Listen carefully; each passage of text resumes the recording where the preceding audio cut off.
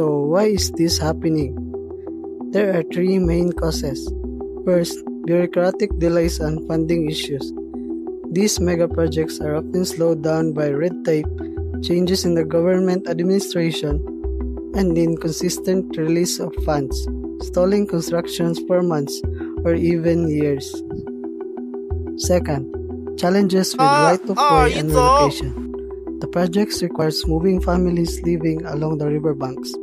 The complex and often emotional process of relocating entire communities causes significant delays before constructions can even begin.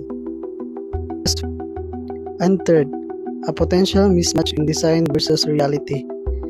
Some experts argue that our flood control systems, like dikes and channels, are primarily designed for river swelling but are less effective against flash floods caused by intense rainfall overwhelming our local drainage system.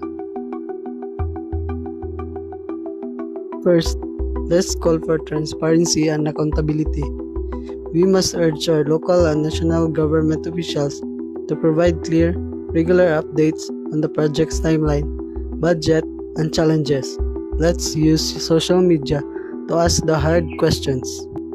Second, focus on community-based solutions.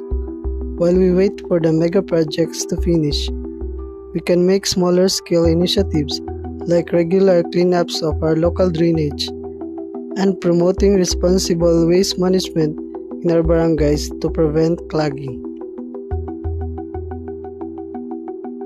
Finally, educate ourselves and others.